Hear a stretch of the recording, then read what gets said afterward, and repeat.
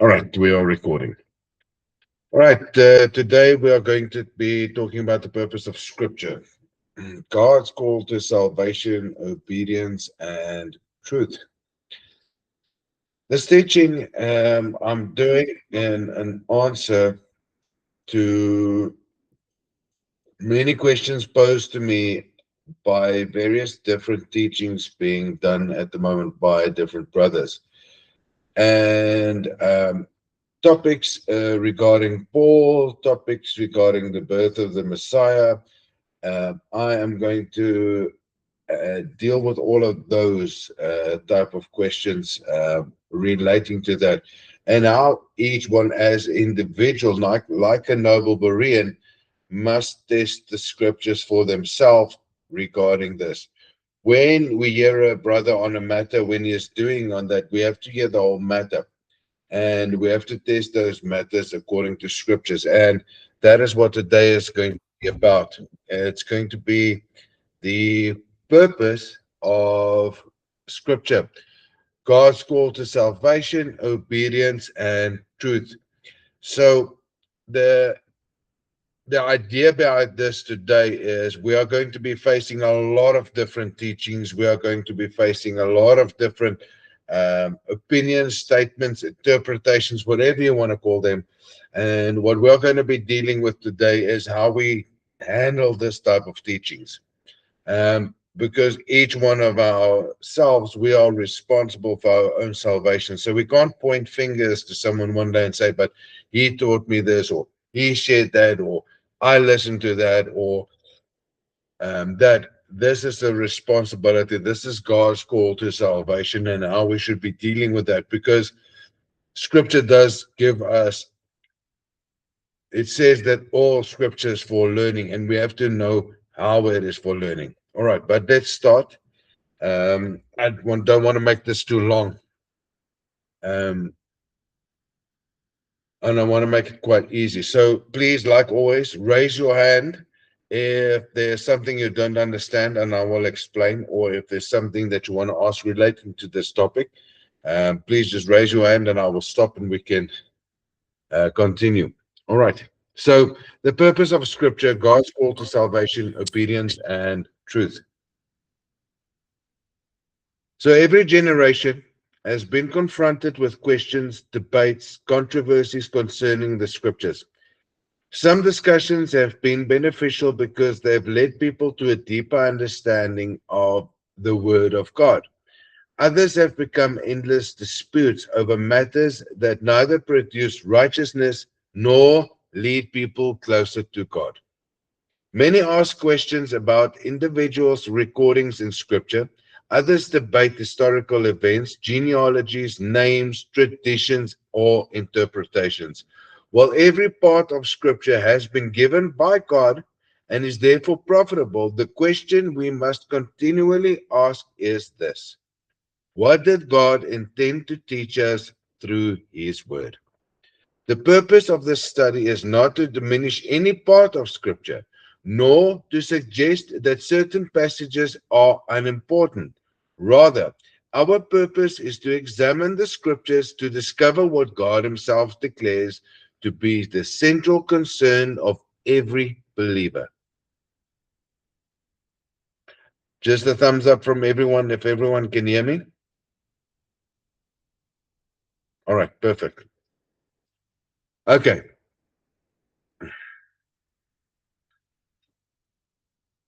Is our greatest concern to know every detail of history? Is it to win theological arguments?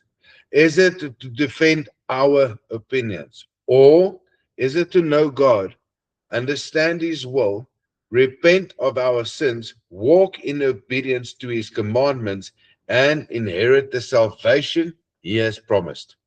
The scriptures repeatedly direct our attention towards repentance, faithfulness, righteousness, obedience, wisdom, and the fear of Yahweh.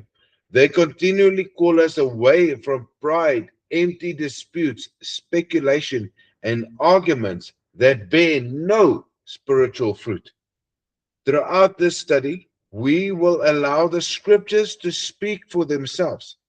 We will not begin with traditions, denominational teachings, theological systems, or personal opinions. Instead, we will begin with the written word of God and allow scripture to interpret scripture. Whenever we examine a doctrine or define an important biblical term, we will seek the testimony of two or three witnesses, remembering the principle established throughout the scriptures, in that in the mouth of two or three witnesses shall every word be established. No conclusion will rest upon a single isolated verse if the scriptures themselves provide additional witnesses. Furthermore, every conclusion must agree with the standard given by the prophet Isaiah. Isaiah 8, verse 20. To the law and to the testimony, if they speak not according to this word, it is because there is no light in them. This passage provides the measure by which every doctrine, every teaching, and every conclusion must be tested. As we proceed, our desire is not merely to increase the knowledge. Knowledge alone cannot save. Rather, we seek the understanding that leads to repentance, faith, obedience, and a life that is pleasing to God.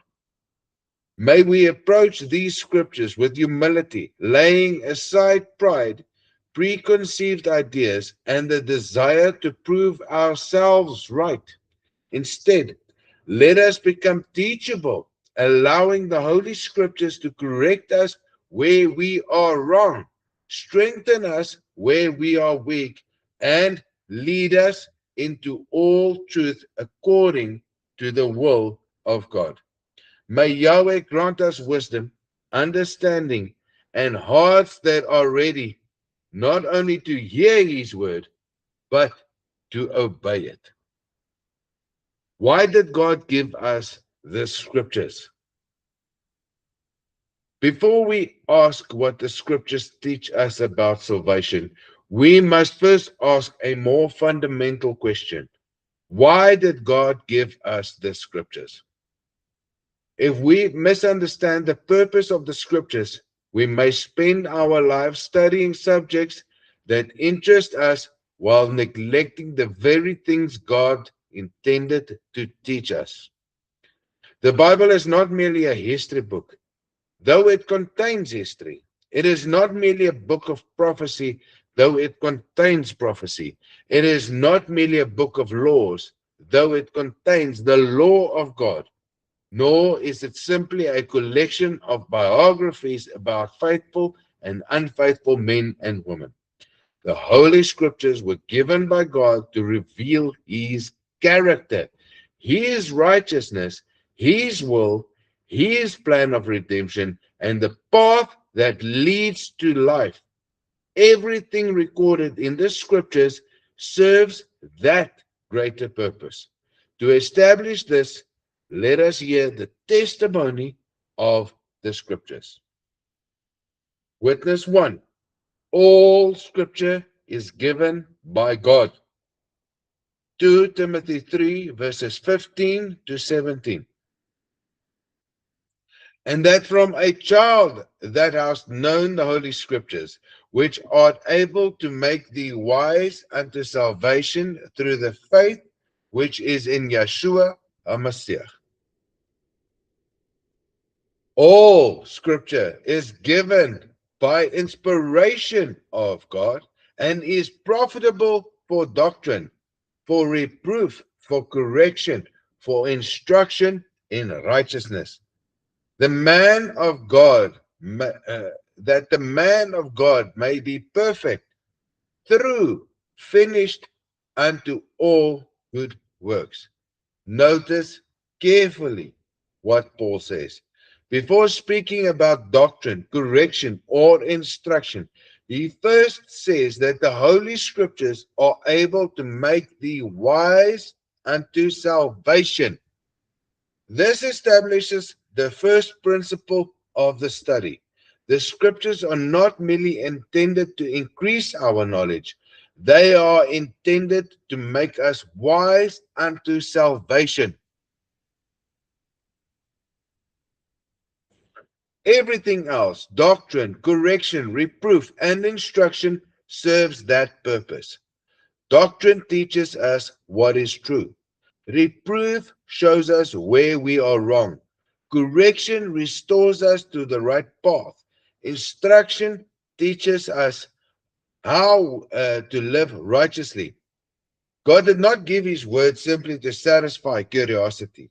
He gave it so that men and women might know him and walk in his ways. Witness 2. The scriptures were written for our learning. Romans 15, verse 4. For whatsoever things were written aforetime were written for our learning, that we, through patience and comfort of the scriptures, might have hope. The scriptures are written for our learning. But what kind of learning? Learning that produces hope.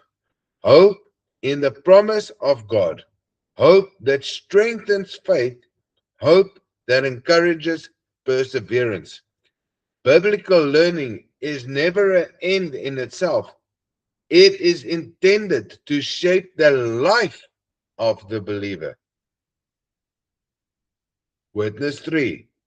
These things were written that we might believe. John 20, verses 31 to 30 to 31. And many other signs truly did Yeshua in the presence of his disciples, which are not written in this book. But these are written that ye might believe that Yeshua is the Hamashiach, the Son of God, and that believing ye might have the life through his name. John tells us plainly why he wrote. Not every miracle was recorded. Not every conversation preserved. The Holy Spirit guided what was written so that people might believe and receive life. Again, we find the same purpose: life, salvation, and faith. These are our responsibilities, people. So let's establish the definition of life. The scriptures often speak of life. What do they mean? Let us use scripture to define scripture. Deuteronomy 30, verses 19 to 20.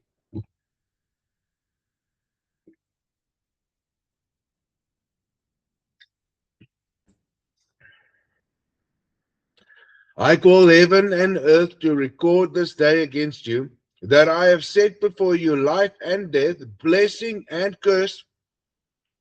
Therefore choose life, that both thou and thy seed may live, and that thou mayest love Yahweh thy God, and that thou mayest obey his voice, and that thou mayest cleave unto him, for he is thy life. Life is connected with the living God. Life is connected with obeying his voice, his word. Life is connected with remaining faithful to him, being obedient to him. Proverbs 12, verse 28. In the way of righteousness is life, and in the pathway there is no death. Here life is found in righteousness. In John 17, verse 3. And this is life eternal, that they might know thee by the true God, and Yeshua Mashiach, whom he has sent. Life is knowing God, not merely knowing facts about God, knowing him through faith, obedience, and fellowship. Putting these witnesses together, we see that life in Scripture is not simply physical existence. It is a life that comes from knowing God, fearing God, walking in righteousness, by obeying his voice, his word, and receiving the eternal life he promises.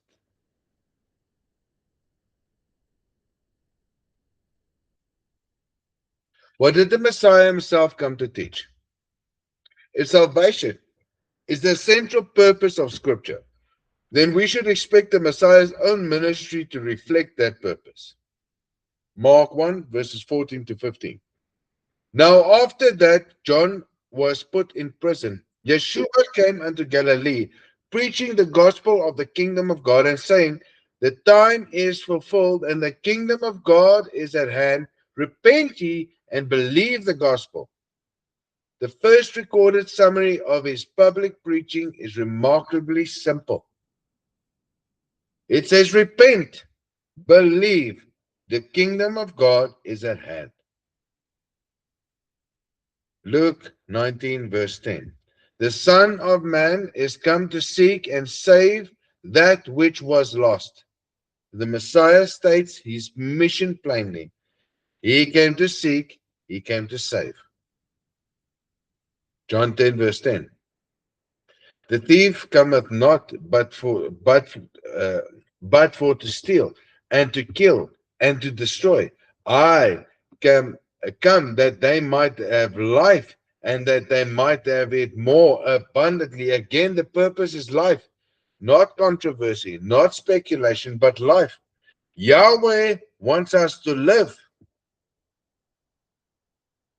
If the Messiah came to seek and save the lost, and the scriptures were given to make us wise unto salvation, then every time we study the Bible, we should ask ourselves, does this study help me to know God better? Does it call me to repentance? Does it strengthen my faith? Does it teach me righteousness? Does it help me to walk more faithfully in obedience to God's will? If the answer is yes, then we are studying the scriptures according to the purpose for which they were given. If not, we should pause and ask whether we have allowed secondary matters to overshadow what God has made the primary.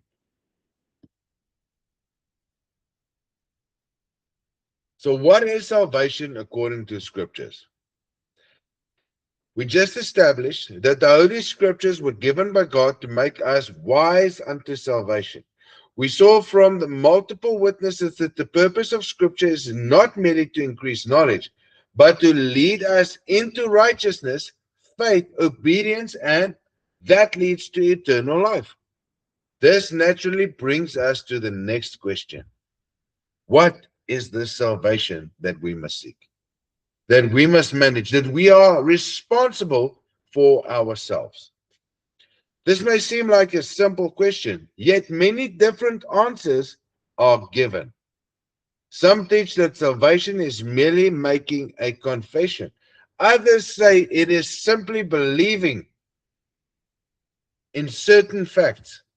Or some say that it's even just believing. Or some say that you just have to have faith. Others define it as joining a church or denomination. Still others speak only of heaven after death.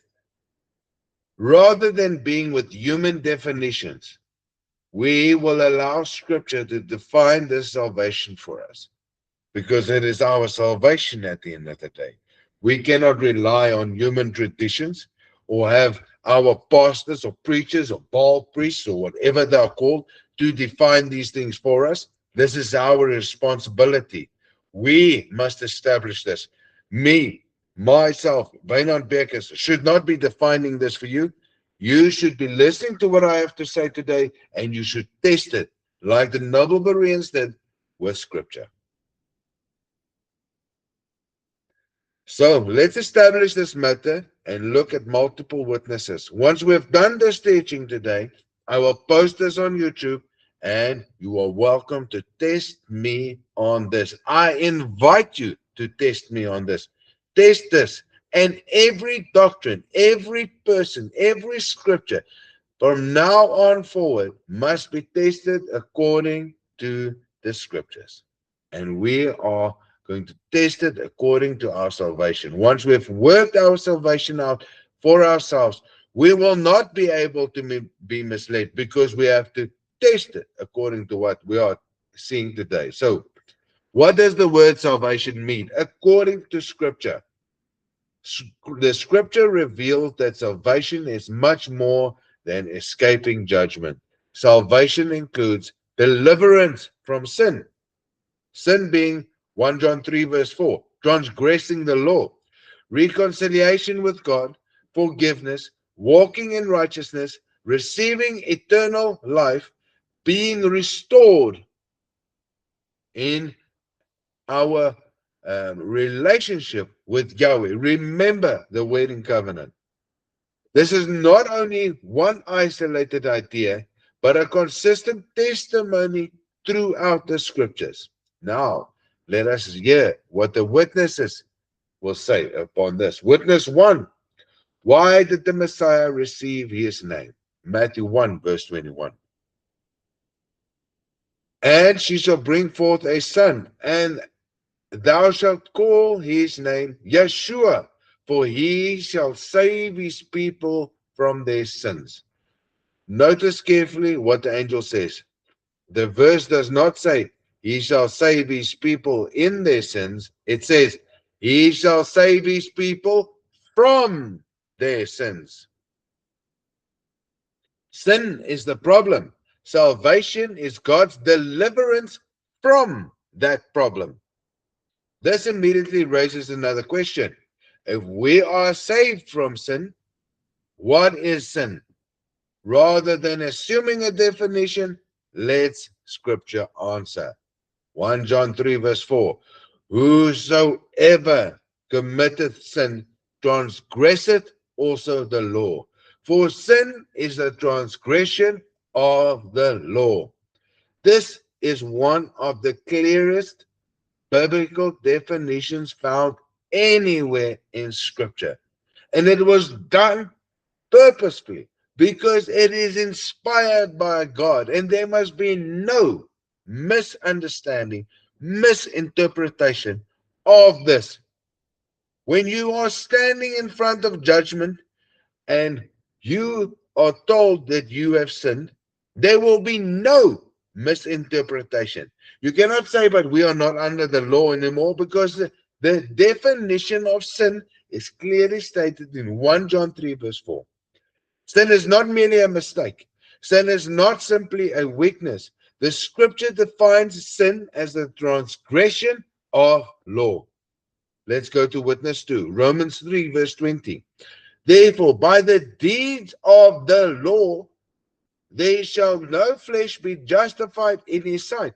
For by the law is the knowledge of sin. The law reveals sin.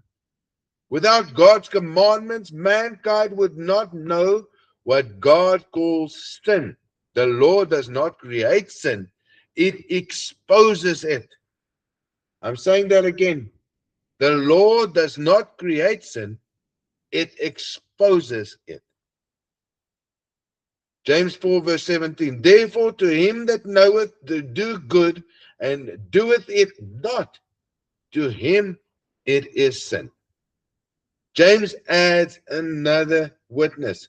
Sin includes knowingly refusing to do what God requires. I'm saying that again. Sin includes knowingly refusing to do what God requires. He has given you commandments to follow. If you break those commandments knowingly, you are causing willing sin. Putting these witnesses together, we find that sin is a rebellion against God's will, expressed in transgressing his commandments and refusing to do what is right. If salvation is deliverance from sin, then salvation must involve turning away from rebellion and turning towards God and his commandments and being obedient to them.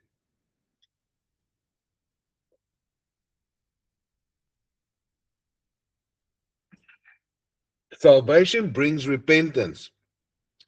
Throughout scriptures, God does not call people to arguments or religious systems. He first calls them to repentance. Mark 1, verses 14 to 15. Now, after that John was put in prison, Yeshua came to Galilee, preaching the gospel of the kingdom of God, and saying, the time is fulfilled, and the kingdom of God is at hand.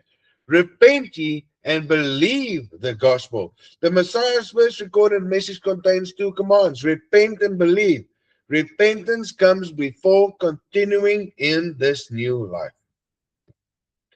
Luke 13, verse 3. I tell you, nay, but except ye repent, ye shall all likewise perish.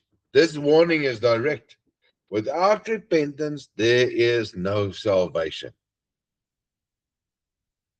Acts 3, verse 19. Repent ye therefore and be converted, that your sins may be blotted out, when the time of refreshing shall come from repentance of Yahweh. Repentance is linked with conversion. Conversion is linked with forgiveness. Forgiveness is linked with God's mercy.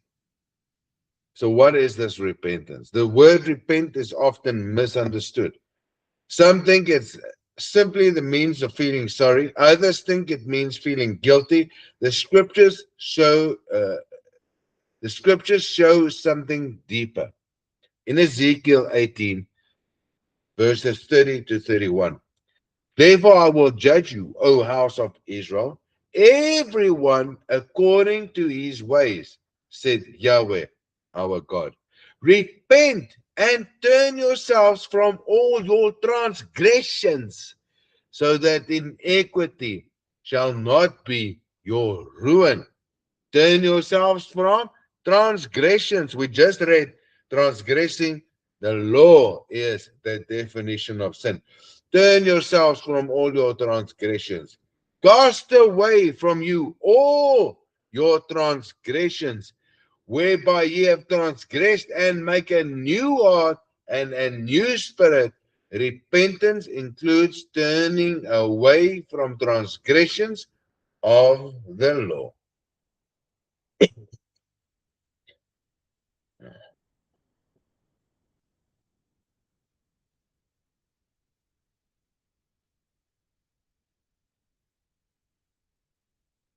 Sorry, I'm just taking a few seconds break. Isaiah 55, verse 7. Let the wicked forsake his way, and the unrighteous man his thoughts, and let him turn to Yahweh, and he will have mercy upon him, and our God, for he will abundantly pardon. Repentance is returning to Yahweh. Acts 26, verse 20. And they should repent and turn to God and do works meet for repentance. Repentance is demonstrated by a changed life. It produces fruit. It changes conduct. It changes direction.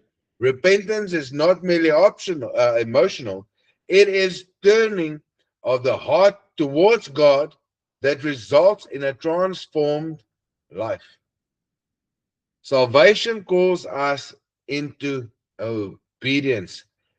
Some imagine that obedience and salvation are unrelated. The scriptures consistently connect love for God with obedience to Him. How can you love your God yet you are not obedient? That makes no sense in any way. John 14, verse 15. If you love me, keep my commandments. Love is expressed itself through obedience. Deuteronomy 10, verses 12 to 13. And now, Israel, what doth Yahweh thy God require of thee, but to fear Yahweh thy God, to walk in his ways, and to love him, and to serve Yahweh thy God with all thy heart and all thy soul, to keep the commandments of Yahweh and his statutes, which I command thee this day for good. Yahweh's requirements include fearing him, walking in his ways, loving him, serving him, and keeping his commandments. This is not my words, people. I am nobody. These Words, these words of wisdoms are written in the books on everyone's bookshelf.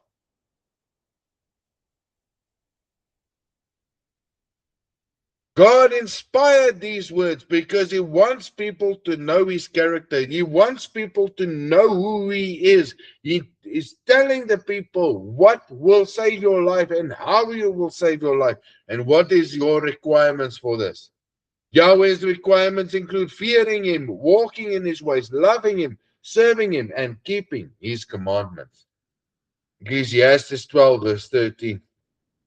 Let us hear the conclusion of the whole matter. Fear God and keep his commandments, for this is the whole duty of man. This is your only purpose in life. If you've searched for the purpose of life, this is it. Let us hear the conclusion of the whole matter. Ecclesiastes 12, verse 13. Fear God and keep his commandments, for this is the whole duty of man. From the law, the prophets, the writings, and the teachings of the Messiah, the pattern emerges. God calls his people to himself, and that relationship is expressed in faithful obedience.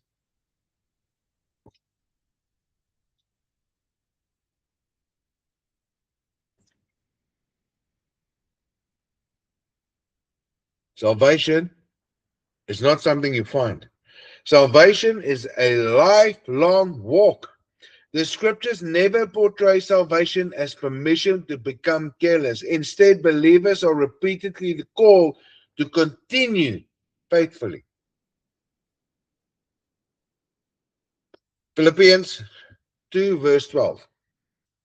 Wherefore, my beloved, as ye have always obeyed, not as in my presence only, but now much more in my absence, work out your own salvation with fear and trembling. Notice Paul's emphasis. He does not say to create your salvation by your own efforts. He speaks to those who already believe and exhorts them to continue faithfully, taking seriously the life God has called them to live. Matthew 24, verse 13. But he that shall endure to the end, the same shall be saved. Endurance is part of the believer's walk. And if I'm not mistaken, everyone is feeling that they must endure at this moment. Everyone is going through some form of test, some form of trouble, some form of hardship, by all different means. But this is the time, this is the season for this. And we have to endure to the end. Hebrews 3, verse 14. For ye are made partakers of Yeshua, HaMashiach. If we hold the beginning of our confidence steadfast unto the end, the consistent testimony is one of perseverance. We have to persevere where what we are going through. We have got to keep our eyes on Yahweh. The testimony of the scriptures is harmonious. Salvation is God's gracious work for delivering people from sin and restoring to himself. It begins with repentance. It is received through faith. It's a result in changing your life. It produces an obedience born from the love for God, and it continues as believers faithfully walk with him, enduring to the end. This understanding prepares us for the next question. If salvation is God's purpose and faithful obedience is its fruit, what causes believers to become distracted from that purpose?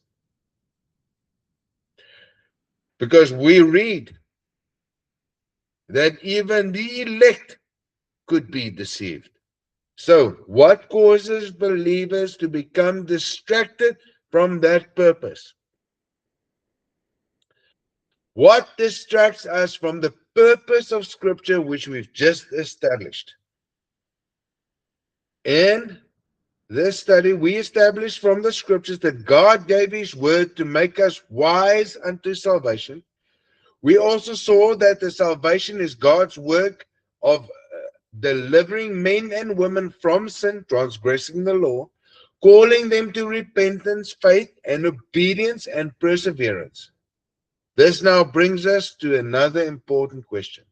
Is the purpose of Scripture, if the purpose of Scripture is to lead us to salvation and righteousness, why do so many believers become occupied with matters that do not strengthen their walk with God?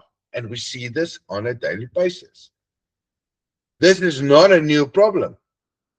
It existed in the days of the prophets, during the early times when the Messiah was ministering, and throughout all the ministry of the apostles and disciples.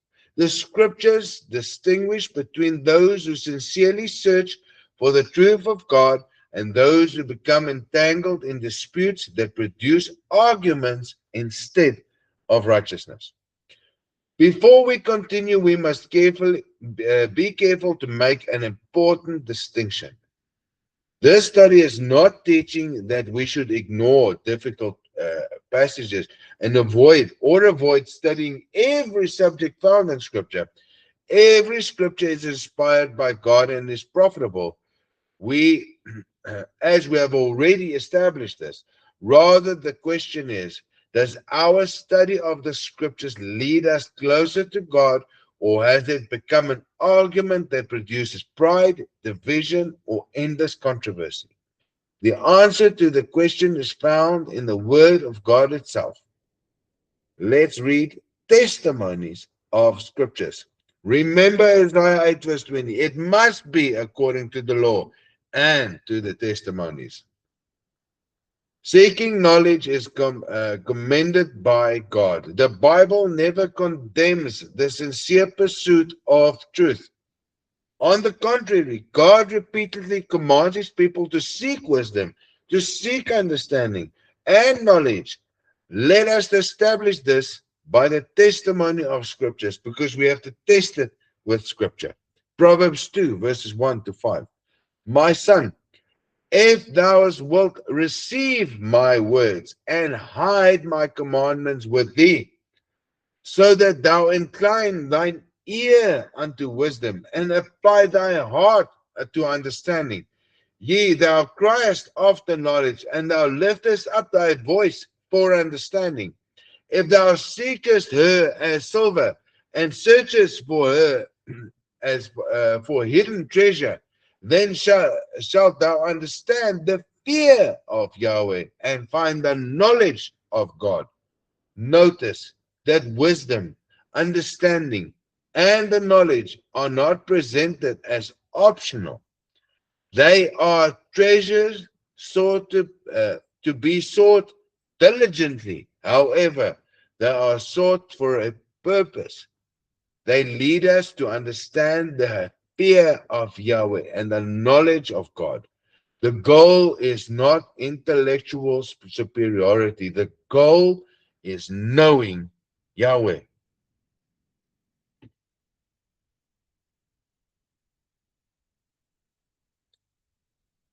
We cannot brag. We cannot impress people by our knowledge. It is not to be used in that way. Yes, Lucas, you are right. That is pride. We know our God because we love our God. Hosea 4 verse 6. My people are destroyed because of a lack of knowledge. Because thou hast rejected knowledge, I will also reject thee. We have rejected the law of God. The problem is not that God's people desire too much knowledge.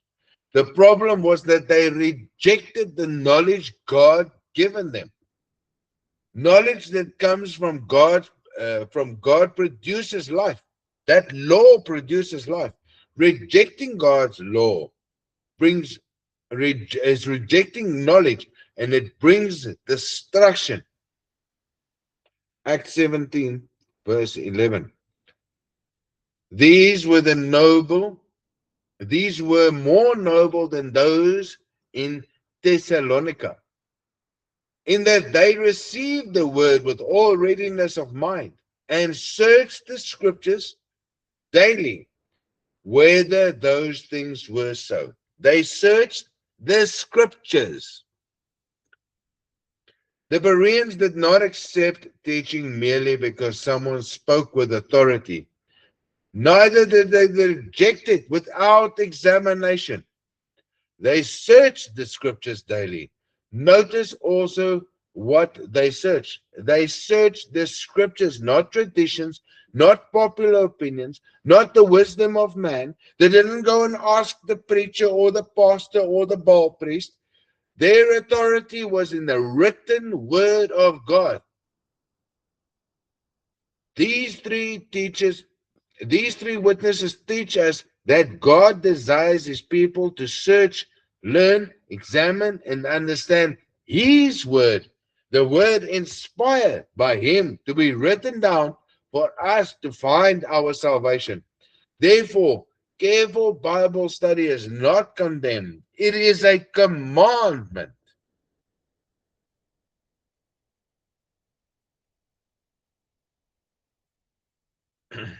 So, what kind of questions does Scripture warn us about?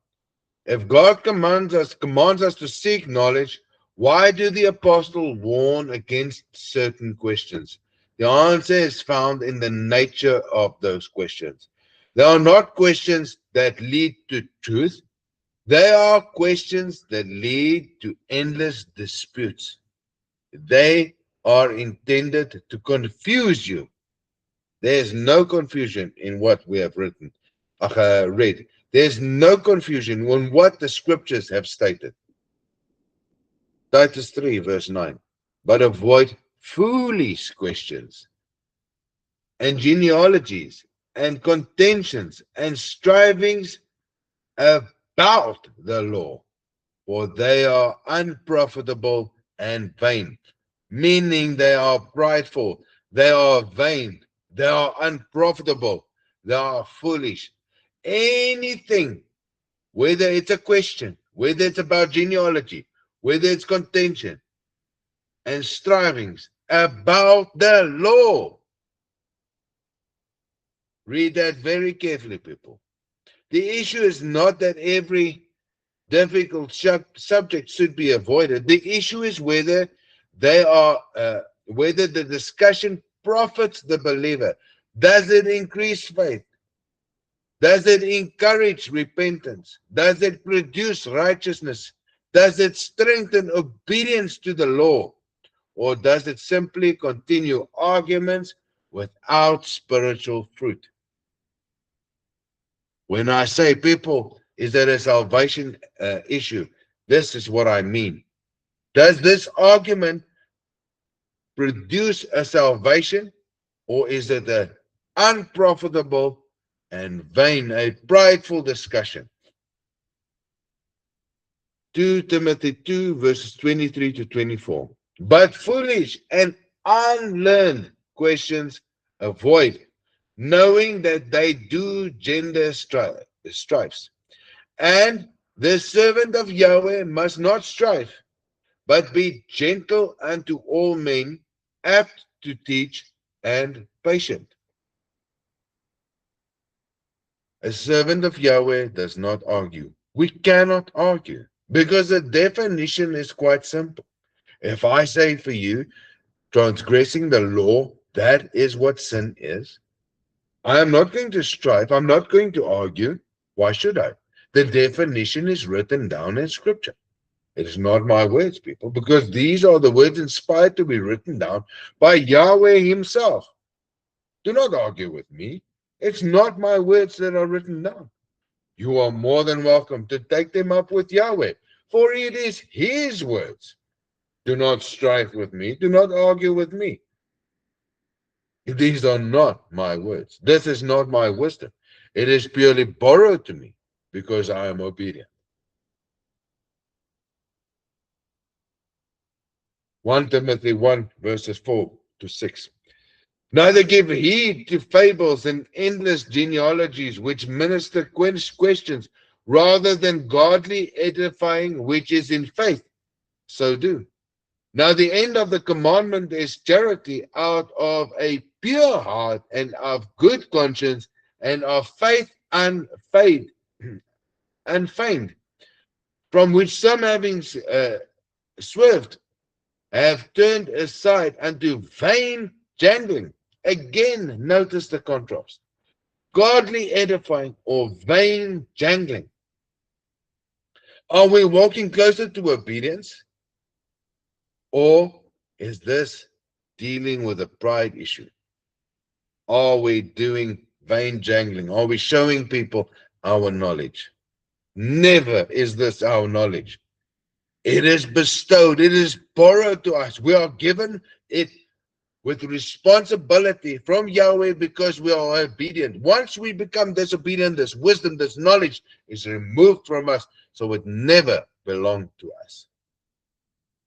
It is shared with us through the Ruach HaKodesh, or the Holy Spirit as is known by some. But this Spirit of Yah, this shares this wisdom, this shares this knowledge. That is not my knowledge. I am not a wise person. It is given to me because I am obedient to Yahweh.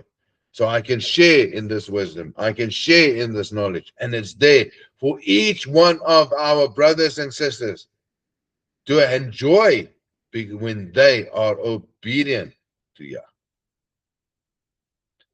The scriptures always direct us toward that which builds up the people of Yahweh, of God. So how did the Messiah respond to this? Because it doesn't exist just in our days. It existed in the Messiah's time and in the prophet's time. And it existed in the time of Adam. The earthly ministry of the Messiah provides us with an excellent example. Whenever people came to him sincerely seeking the truth, he taught them.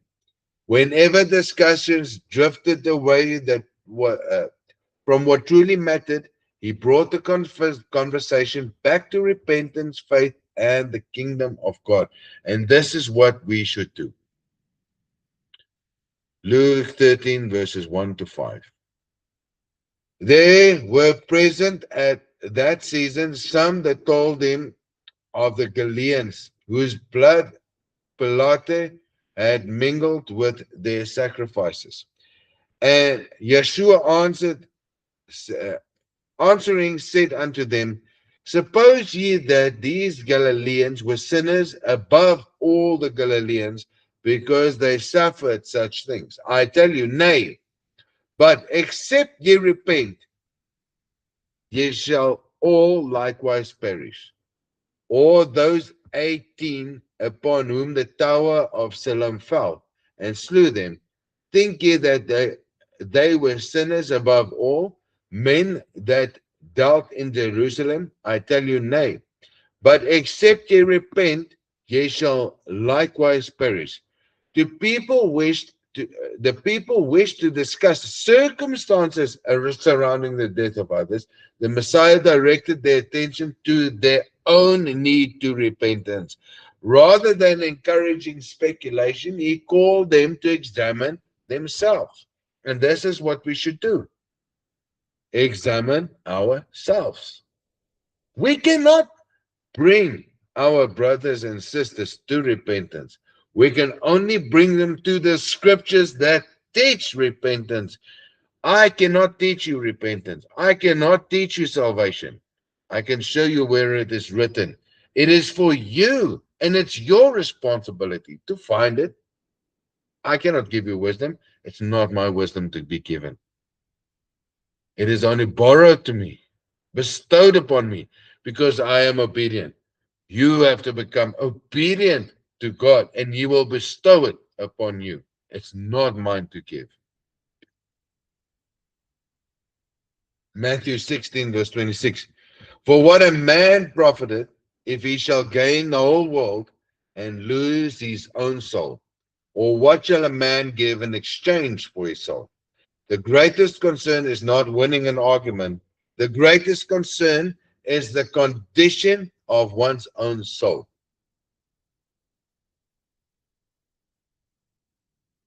Winning arguments is not a good condition of your soul. John 5, verse 39 to 40. Search ye the scriptures, for in them ye think ye have eternal life, and they are they which testify of me, and ye will not come to me that ye might have life. The scriptures are to be searched, but they must lead us to the one of whom they testify, knowing that knowledge that never leads to faith and obedience misses the purpose of Scripture.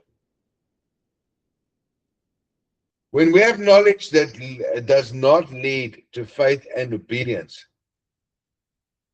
we are dealing with something else. That's very, very important what Lucas is saying there. He says, because then it's no longer Yahweh's truth, it becomes our truth. We make ourselves God. And this is what people should be careful of. When we want to be obedient to God, His will must be our directional or our direction. We must be doing His will. We cannot say we do Yahweh's will, but I do it in my own way. No, I am creating brand new commandments for myself to follow. I am making myself God because I have got my own commandments to follow. And this is very, very dangerous, people. When we are following our own ways, we are making ourselves God.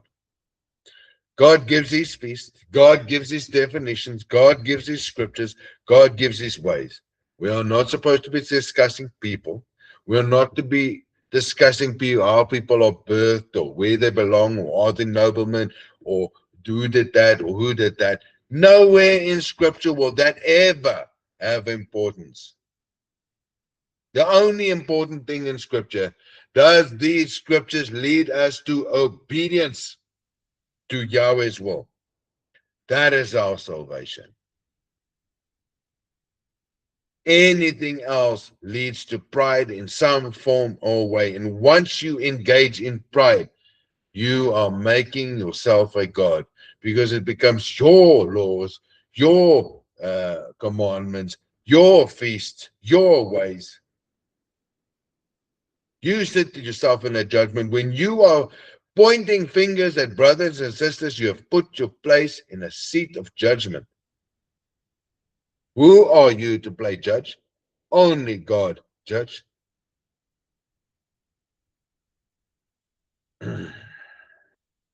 We should be careful of these things because we do these things and we must be careful of them. I see them being done every single day. And I'm like, please, brothers and sisters, do not put yourself in these positions. Search the scriptures rather and find your own salvation. Each brother and sister is responsible for their own salvation. It's not my job to teach.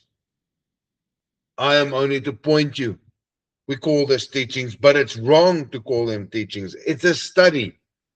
I've seen these scriptures and I'm telling you about these scriptures, but I'm inviting you to go and read these scriptures, test these scriptures, and find witness upon these scriptures.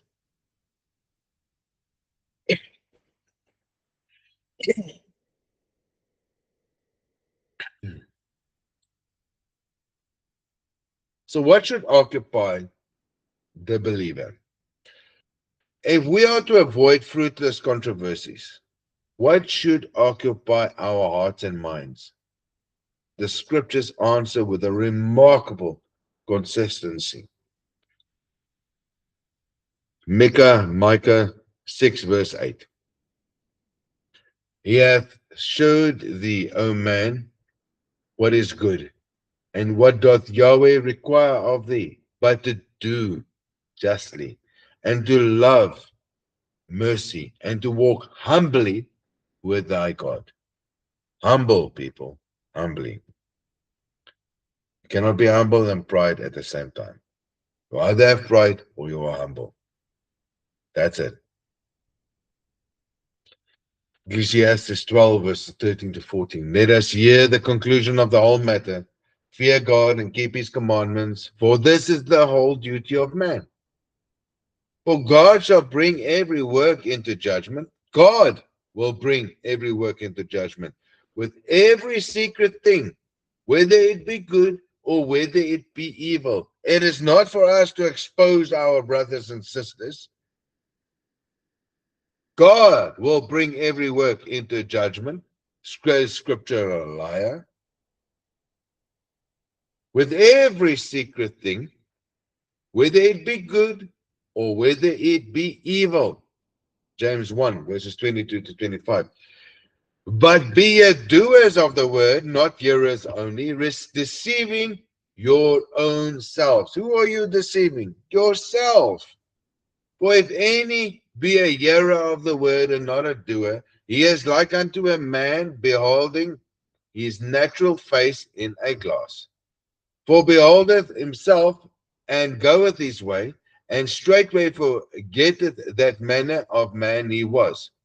But whoso looketh into the perfect law of liberty and continueth therein, for ye being not a forgetful hearer, but a doer of the work, this man shall be blessed in his deed.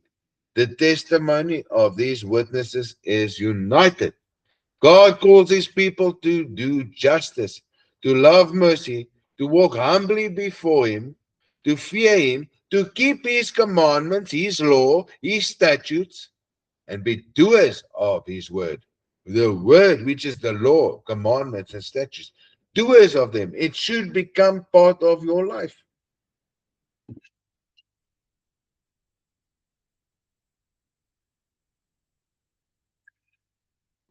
Examining ourselves before examining others.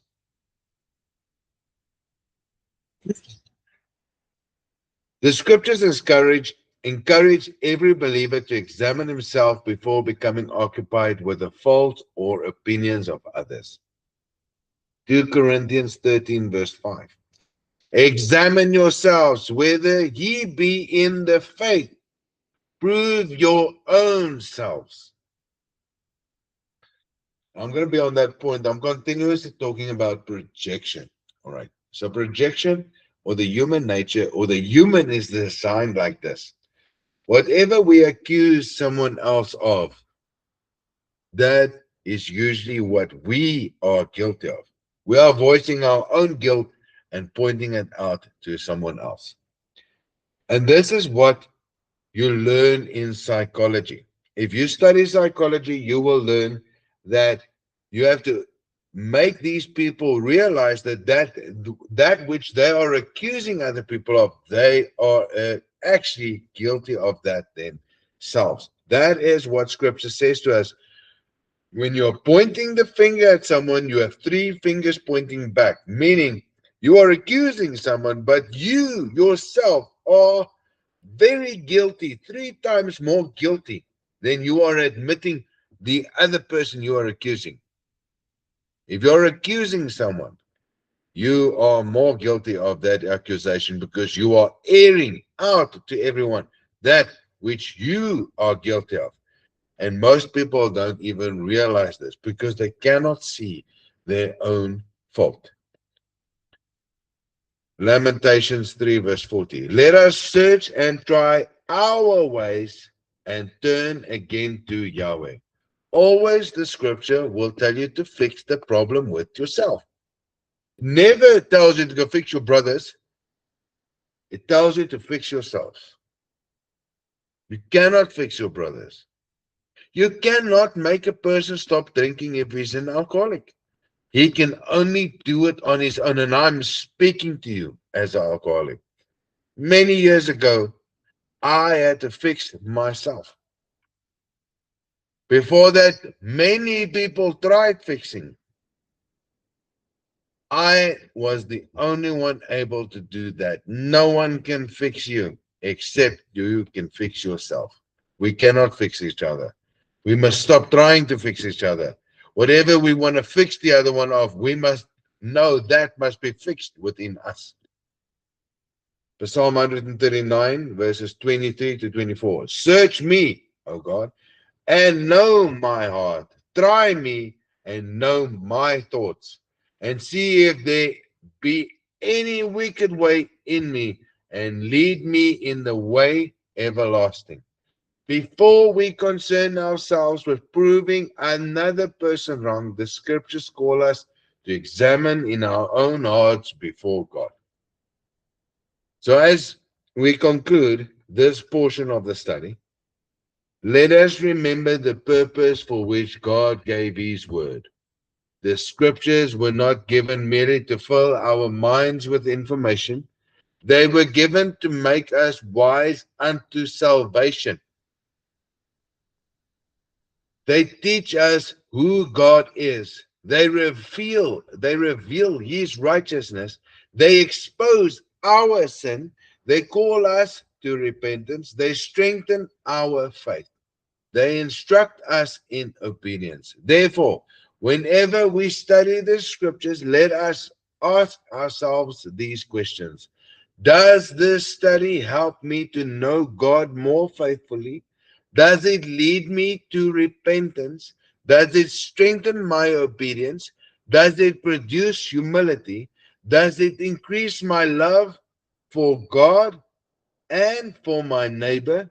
Does it agree with the law and the testimony we have read today? If the answer is yes, then we are pursuing the purpose for which God gave His word. If the answer is no, then we should return to the scriptures with humility and seek the wisdom that comes from above. May we always remember the highest goal of the Bible study is not to win arguments, but to know God, to walk in His ways, and to be found faithful when we stand before Him.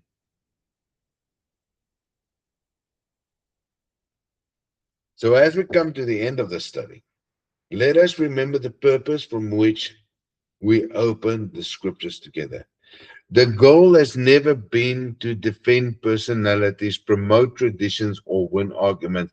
Our desire has been to hear the testimony of God's word and to allow the scriptures to teach us the things that lead unto salvation, righteousness, and faithful obedience. Through this study, we have allowed the Holy Scriptures to establish the matter by multiple witnesses, remembering that the principle in the mouth of 2 or 3 witnesses shall every word be established. We have sought to let Scripture define Scripture and to test every conclusion according to the standard given by Isaiah 8, verse 22, the law and to the testimony. If they speak not according to this word, it is because there is no light in them. As students of the Word of God, we must also remember another important biblical principle. We must hear a matter fully before reaching a conclusion.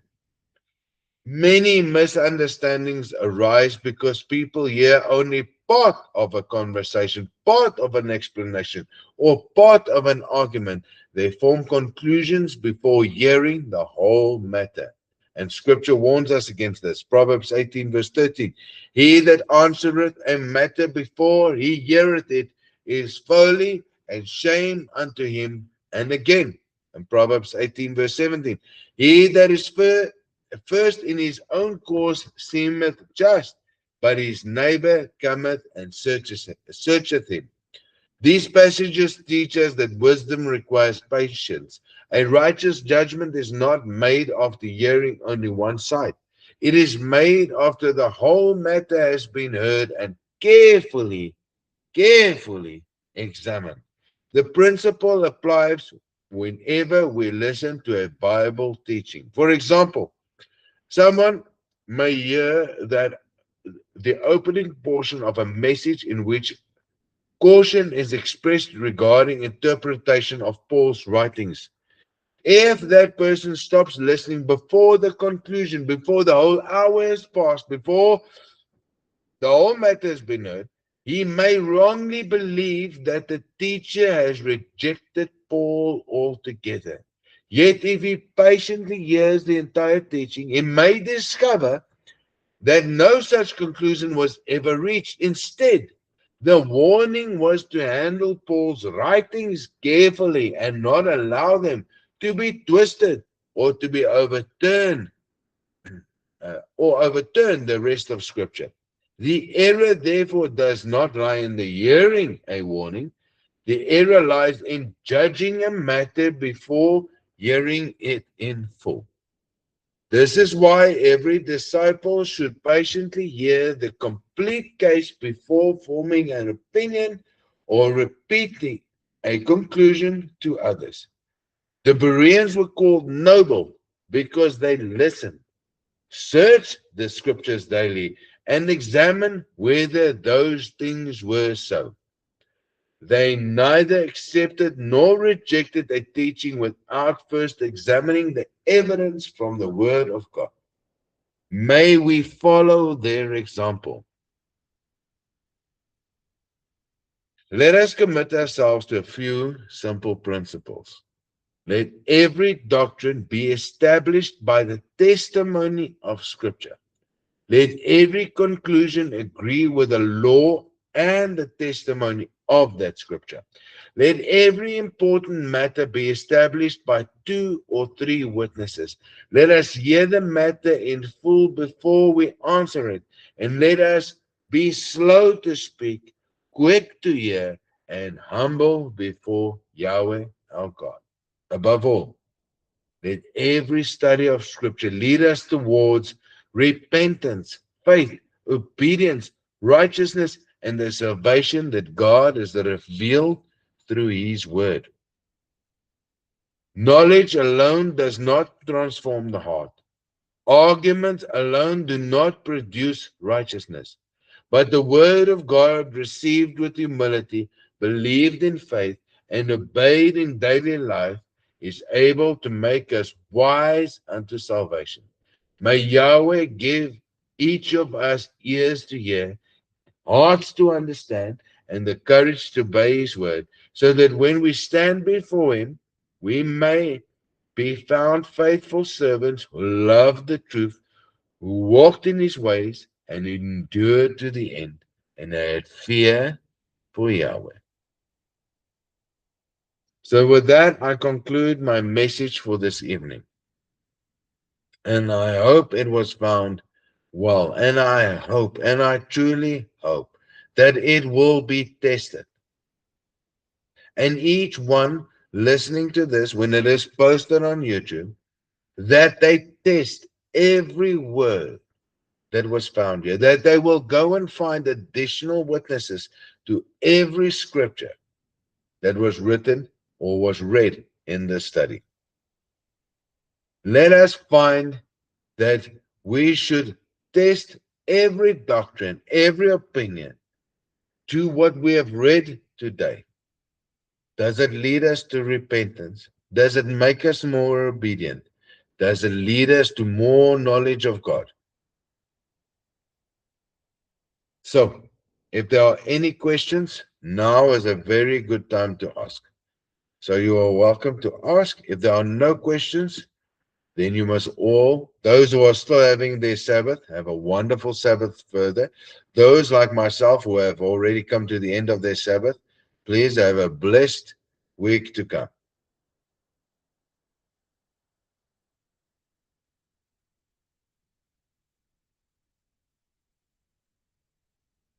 All right.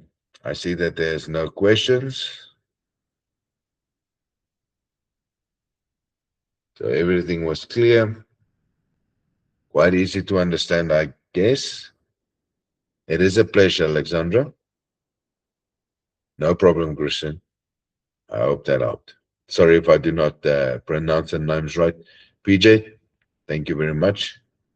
It is my pleasure. It is not my words, like I said. I am only reading the words to you that is in every book in front of you guys. Wisdom is borrowed to us for obedience.